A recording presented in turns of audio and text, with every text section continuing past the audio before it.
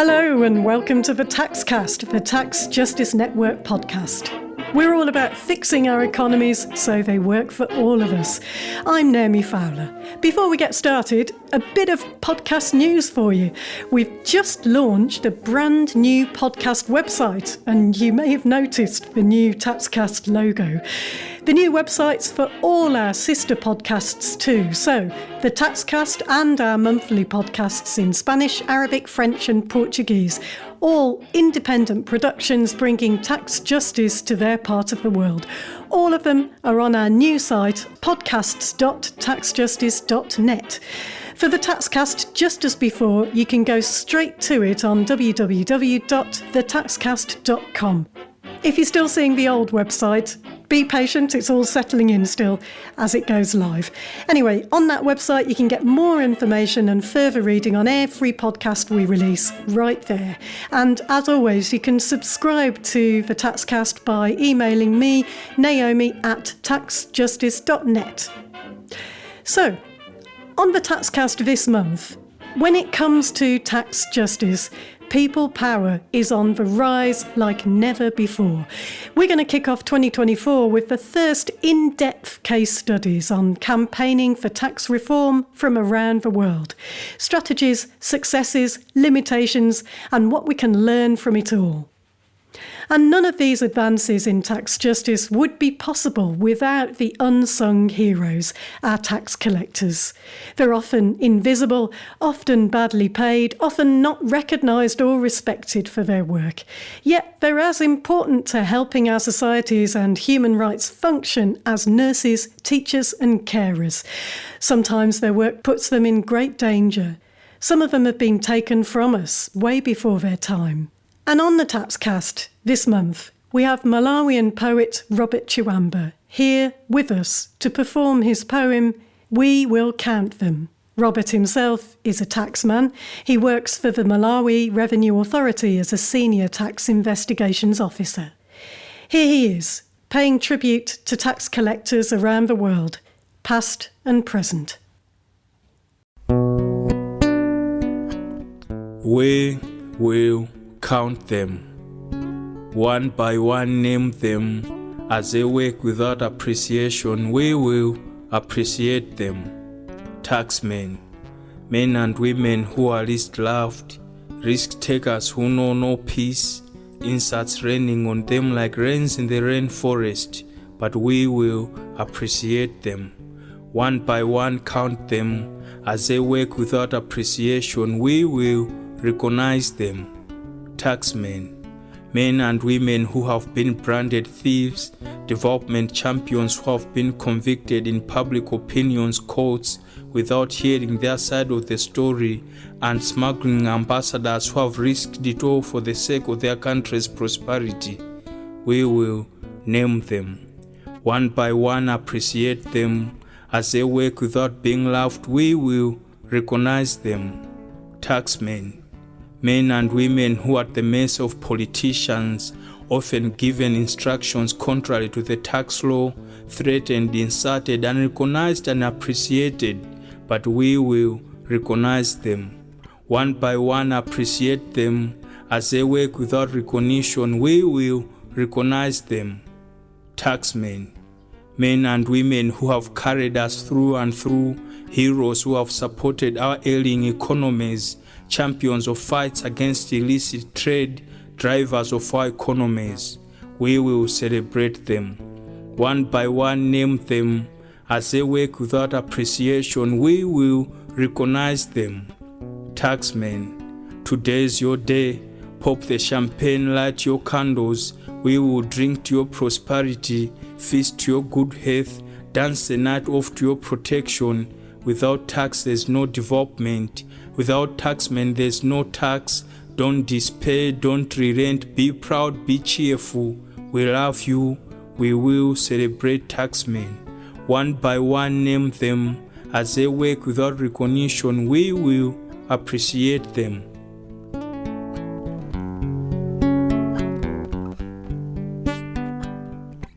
Robert Chiwamba, spoken word poet and senior tax investigations officer. Thanks. I'll put a link to a video of him performing that in the show notes. So, tax justice campaigns are on the rise around the world, and sometimes a surprisingly small group of determined people can do amazing things. Here's a nice example from Greg Leroy of Good Jobs First in the United States.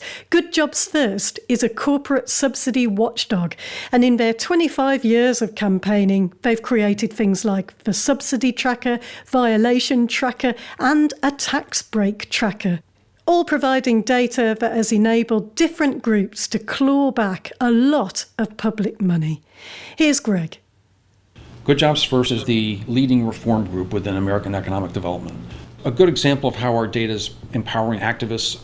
9 years ago, some religious faith-based activists in Louisiana discovered our data about individual deals with chemical plants, oil refineries, worth tens of millions and hundreds of millions of dollars, sometimes creating no new jobs at all. And together with the new governor that took office, they won an executive order and a bunch of reforms that have overhauled the state's big property tax abatement program, so that today, more than $300 million per year that used to go into corporate bottom lines is going back to schools, back to libraries, back to infrastructure. And that number is headed toward $1 billion per year as the reforms play out. That's progress. Brilliant. Tax justice campaigning can raise millions, even billions, and that changes lives. A few years ago, we decided to start looking at the role that civil society can play in shaping tax policy, with a particular focus on making tax systems and taxation more equitable. This is Paolo de Renzio, formerly Senior Research Fellow with the International Budget Partnership. He's now Senior Lecturer at the Brazilian School of Public and Business Administration of Fundação Getúlio Vargas in Rio de Janeiro.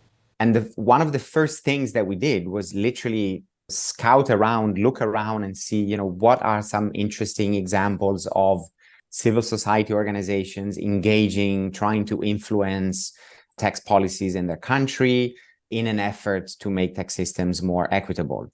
But successful stories of civil society campaigns, there were not many of them, and they had not been looked at in a lot of detail. So we said, as part of our internal learning process, we should definitely go out and collect these stories, collect stories from what these groups did, why they did it, how they did it, when they did it, with whom they did it, so that we can start accumulating some knowledge and some lessons. And then as we went along, of course, the purpose of this exercise became much bigger as we started really uncovering very interesting material about these different campaigns and the strategies and the narratives and the capacities and so on that these organizations deployed. So, the International Budget Partnership has produced a book, A Taxing Journey: How Civic Actors Influence Tax Policy. It's open access, so it's available online to download for free. I'll put the link in the show notes. I would say telling these stories and seeing what lessons we can learn from them had two main objectives. The first one is to inspire others to basically follow in the footsteps of these pioneering groups, trying to distill the key lessons that others can learn from. And as the movement is clearly expanding. There's more and more groups in different countries who are engaging in this kind of work. So providing them with lessons, stories that they can get inspired by, examples of how different organizations did things, to basically try and have a menu of options, basically, that they can use as they navigate this sort of new and often difficult territory.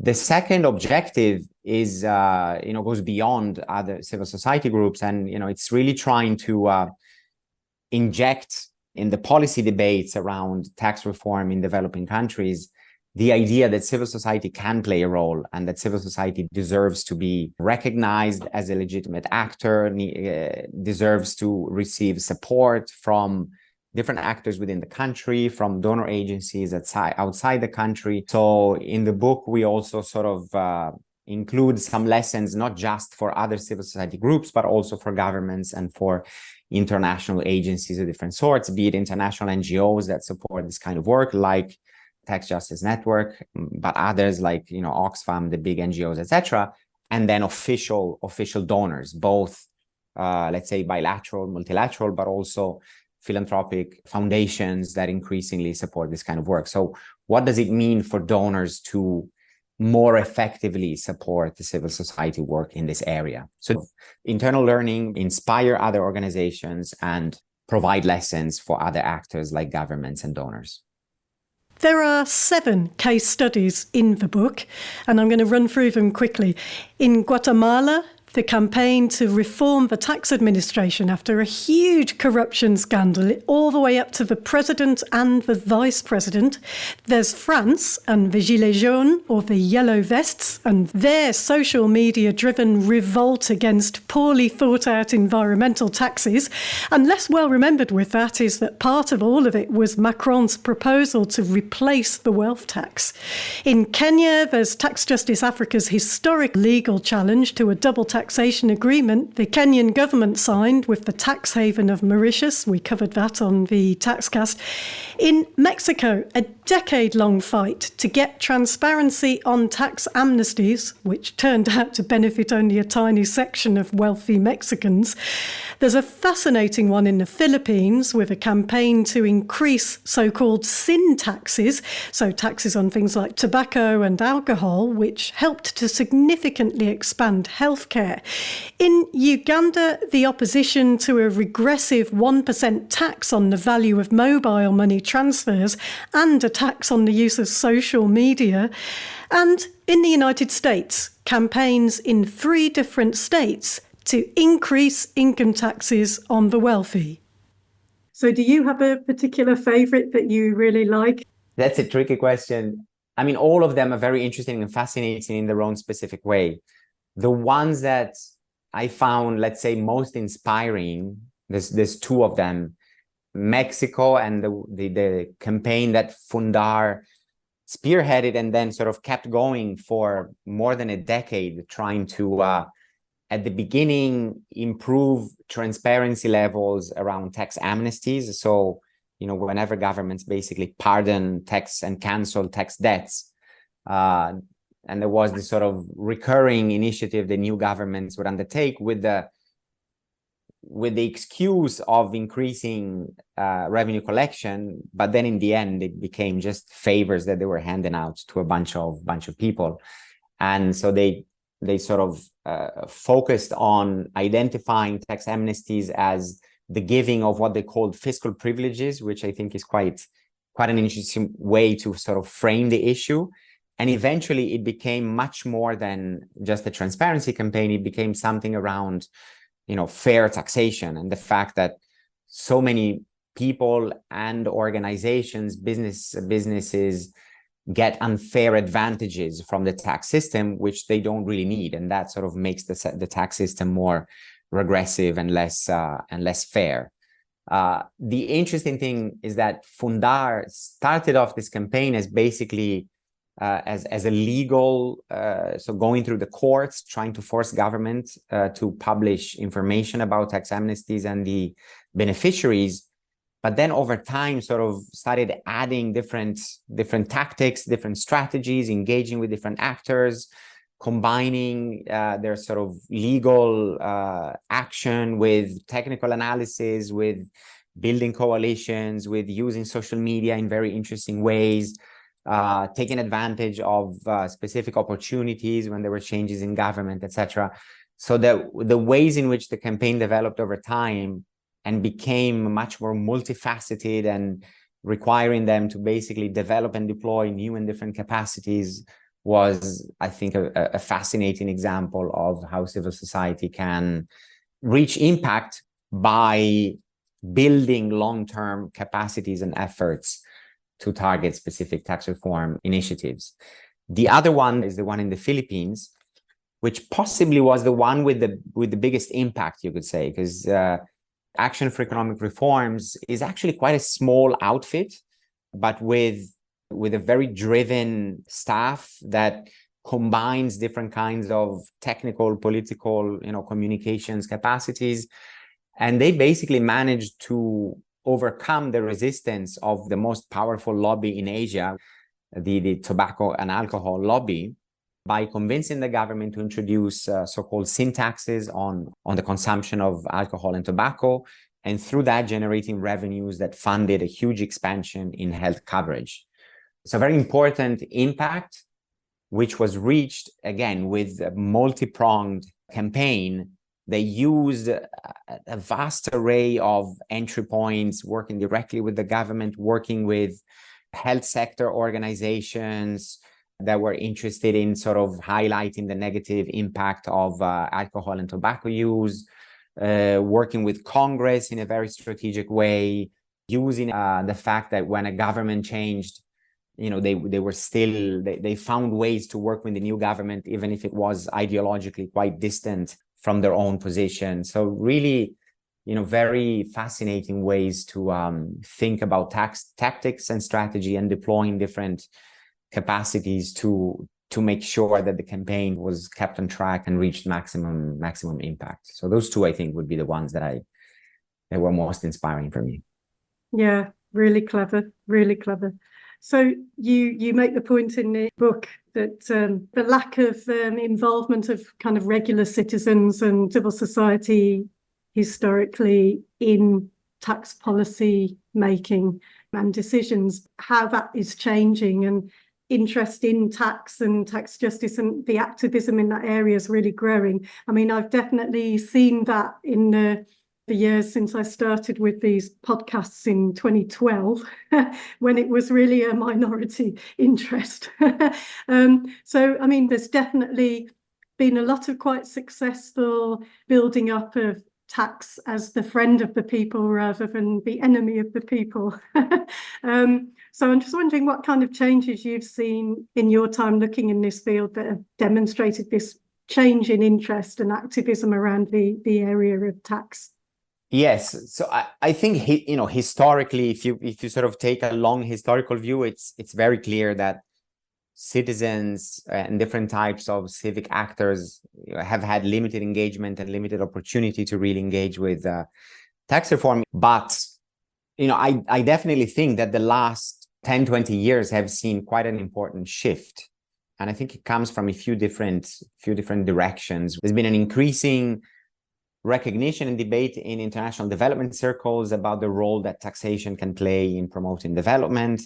There's been a lot of action around international taxation reforms, where Tax Justice Network, of course, has been a very important actor, which have also brought in civil society actors in different countries through the regional networks, etc. Civil society has started learning this new language, this new skill, has started engaging in debates around taxation. What we found was that debates and action on international taxation reform moved faster than country-level campaigns and country-level debates, partly because of different political contexts and political realities within many developing countries. But I think that is also now changing, and the skills that civil society actors have gained by engaging with international taxation reform debates are now gradually being transferred to more domestic issues and domestic initiatives. There's a growing, interest by international NGOs and donor agencies in supporting this kind of work. So there's basically, I think, a number of different factors that are coming together to create a more favorable environment for civil society groups to engage in this kind of work. That doesn't mean that all of the efforts will be successful. There's still lots of political resistance, still many problems with access to information, with technical skills and capacities within civil society, and so on and so forth, which we recognize in the book. But certainly, quite an important shift that basically means that this work will continue to grow in the future. So hopefully we will see, more groups getting engaged, more interesting stories of impact, more lessons that can be learned about how to make this work more effective. Yeah, I think so. And so in terms of what works best in the most sort of successes that you've looked at? Obviously, success is an interesting word, and tax reform is a battle of ideas, and it's about how we talk about it in the first place, and we make that an accessible subject rather than something that people feel they're not going to be able to understand, and it's not going to make any difference to their lives, when in fact the opposite is true. Which of the case studies would you say that you looked at were the most successful in terms of changing the narrative on tax justice, do you think?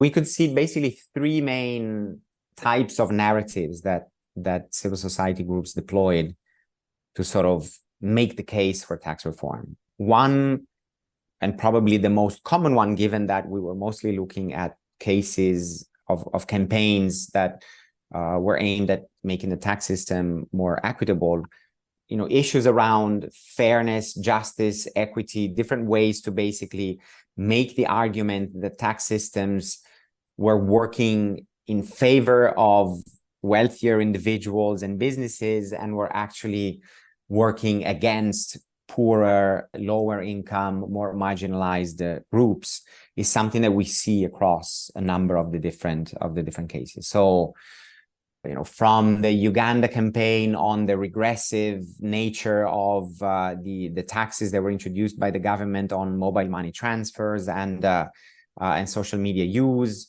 that were clearly working against, especially, for example, in the case of mobile money transfers, rural people who use their mobile phones to move money around much more than people who work in the big cities and have access to the banking system and have bank accounts and so on. As I said, in the case of Fundação in Mexico, calling tax amnesties fiscal privileges and, showing that basically those who were getting away with not paying taxes were definitely not people who needed those tax breaks, basically. So there's a range of very interesting ways in which civil society groups used this argument of justice, equity, and fairness in different ways to make the argument for tax reform. There's a second set of narratives that were around the need for governments to raise more revenues to finance basic services and to be able to realize human rights in different ways. So the issue in the Philippines, for example, as I said, around finding financing for universal health coverage. In the United States, a number of campaigns were, very clear in terms of, we're going to raise more money from rich people and we're going to invest it in education and infrastructure, which are sectors that are sort of lagging behind and that are not able to sort of cover the costs of these important services.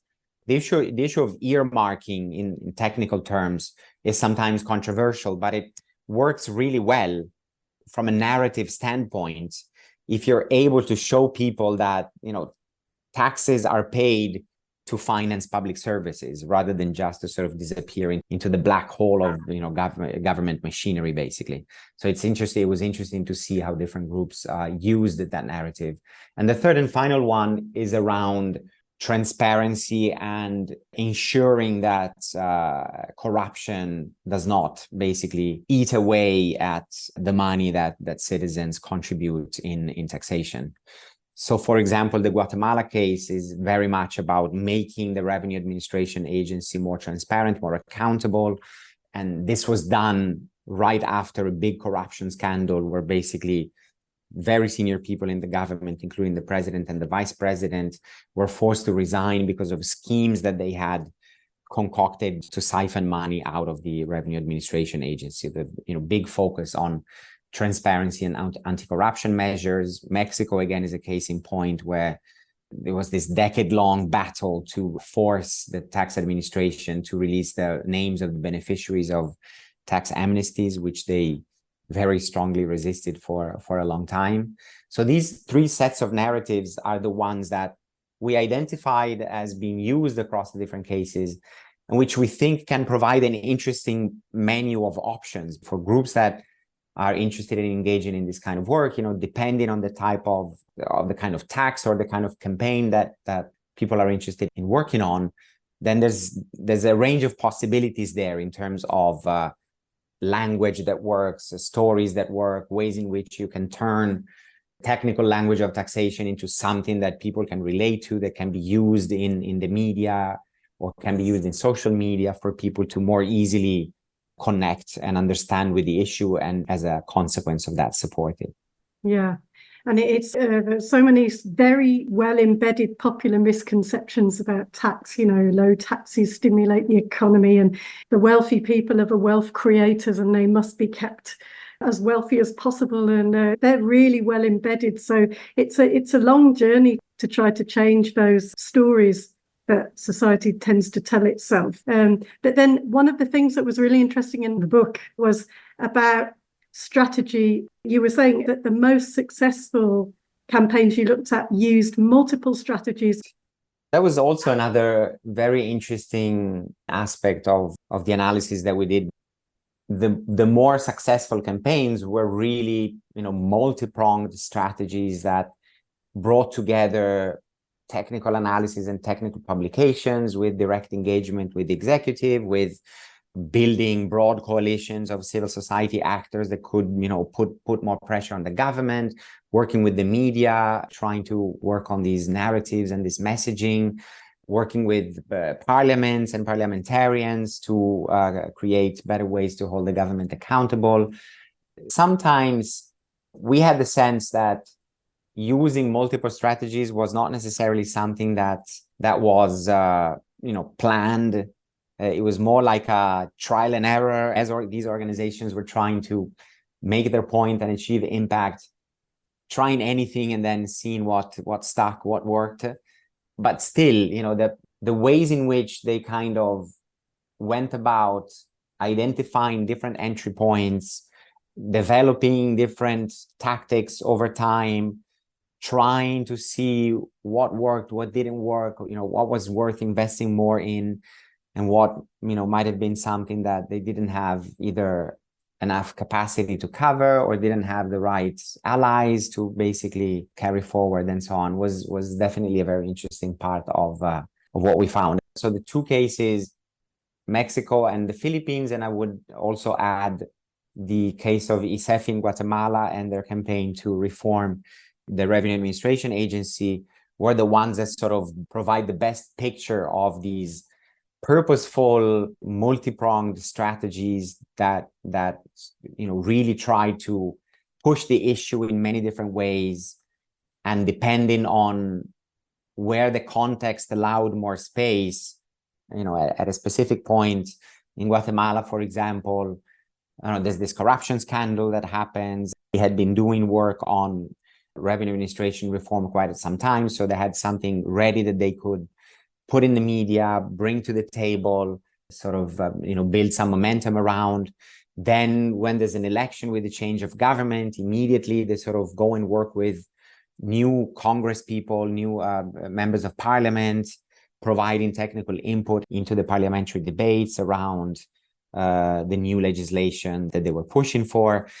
So it's at the same time, they were finding, super interesting alliances outside of government. They worked with indigenous groups at local level. They worked with business associations at the national level, always trying to find where the overlap, where the useful overlap existed, that they could utilize to basically push for their issue, push for the kind of reform that they thought was the best one for the country. So the more successful campaigns were the ones that had multi-pronged strategies and worked on different fronts at the same time. Also recognizing that not always everything needs to be done. So, for example, social media campaigns in some cases worked really well. In some other cases, they didn't really make much of a difference. So there's also that capacity to recognize when something is not working, so that you sort of pull back resources and put them where they can be more impactful. Yeah, adaptability. And they also had in Guatemala this really interesting political opportunity, you could say, because there was such a big scandal with La Linea over there. It's really interesting how There are occasions in the case studies where perhaps a campaigning group aligned too closely with the political opposition, and that in some ways limited the success of their campaign. And the kind of tribalism that can come into play sometimes with campaigning is a really interesting one. And the type of bridges that you can build are very often quite surprising, so you can come at tax campaigns from all sorts of positions that you have to be really as wide and broad as possible. Even people who work in professions that you would not think, and even politicians who are ideologically coming from such a different perspective, there are meeting places there that can be used to progress particular policies in ways that, if you're too restrictive in the way you think about change, it can limit the success of campaigns. Yes, in many ways, the issue of strategies is very interlinked with the issue of coalitions, because whenever you're working on a different part of your campaign or trying to use a different entry point to influence government policy, then there's a different type of alliance that you need to build. There's a different type of coalition that you need to sort of bring together to strengthen your position vis-a-vis those who resist the reform. And it is very interesting, in fact, across the cases, to see how different groups went about building these alliances, these relationships, these coalitions, very much across the spectrum, you could say, of actors that might have a role to play in tax reform. And this goes from working directly with different parts of government, where these organizations could show that they could provide interesting technical inputs into even the inner policy workings of the government. In many ways, building the capacity of government to think about policy reforms from the inside. So we have clear examples of Action for Economic Reform in the Philippines, built very close collaboration with the reform unit in the Ministry of Finance. We have Fundar in Mexico, building the capacity of the Institute for Access to Information, which is sort of the guardian of transparency within the country, helping them think about some of the positions that they developed over time with regard to tax transparency, for example. So, direct linkages with government, but also building alliances with different oversight actors from supreme audit institutions and parliaments. And, the civil society is quite a broad field, and there's all kinds of people representing or claiming to represent different groups with very different ideological standpoints, with very different views on taxation and other aspects of government policy. So really going out there and trying to find all the different groups and associations, whether they're from the business sector or from other parts of civil society or from sector-specific movements, etc., and trying to sit down and think about where your interests overlap and what you can do together to try and push for the type of reform that is of interest to these different parties is something that is quite interesting, that we see happening, throughout most of the cases.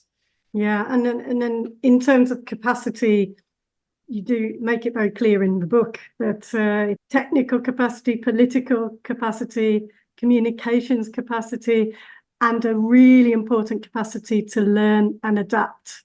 You need all of them.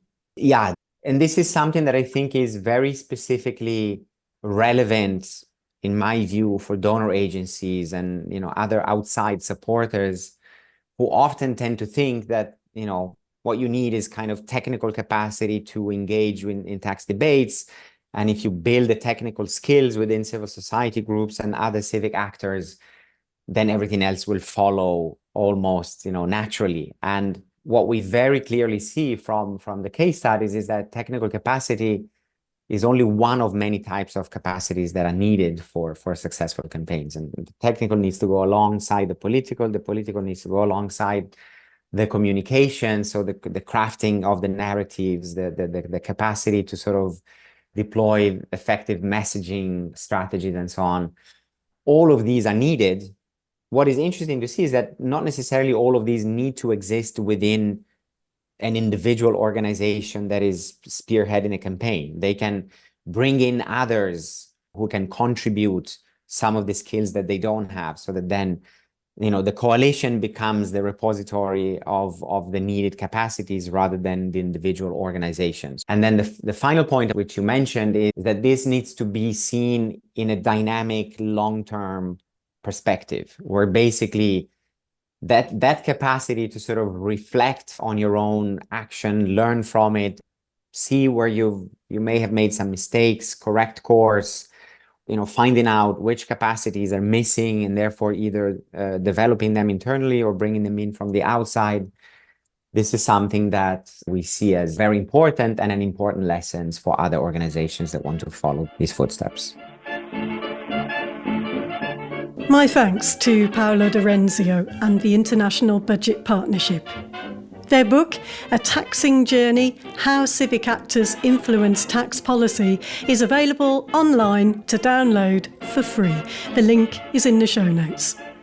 And finally, a quick tax justice news summary for you. After 10 years of campaigning, a huge anti-money laundering breakthrough in the United States, beneficial ownership reporting has now begun under the Corporate Transparency Act. On the 1st of January 2024, the Treasury Department began accepting filings on the true beneficial owners of many, not all, US companies. Newly formed entities must now file within 90 days of formation. In Davos, Switzerland this month, as global business elites, government officials and representatives of global financial institutions met for the World Economic Forum, 260 millionaires and billionaires from 17 countries signed an open letter asking governments to tax them more. They wouldn't even notice the extra payments. You can read more about that campaign on www.proudtopaymore.org. The same month, Global South countries met in Uganda for the 19th Non-Aligned Movement Summit. There they discussed South-to-South cooperation on combating illicit financial flows, reducing to the barest minimum the processes and costs of the recovery of assets, and debt and climate crisis challenges. And in the European Union, the European Parliament and the European Union's 27 national governments have taken some steps forward to agree regulations to harmonise anti-money laundering rules across the bloc. Cryptocurrency platforms will be subject to enhanced due diligence measures. That's much needed. We need more, though. Not so good on beneficial ownership registers is that a proposal to lower the threshold where firms must identify the beneficial owners of legal entities from the current 25% stake to 15% didn't make it because of opposition from EU member states. By the way, at the Tax Justice Network, we'd like to see a no-threshold approach, following the examples of Argentina and Ecuador. But provision has been agreed now across the bloc for access to beneficial ownership registries for journalists, academics and other parties with a legitimate interest. The devil's in the detail there. But it is an advance from the EU court ruling that took us backwards on transparency in 2022, when judges ruled as invalid the legal requirements on corporations, trusts and other legal entities to publicly disclose the identities of their beneficial owners. Okay, that's it for now. We'll be back with you next month. Thanks for listening. Bye for now.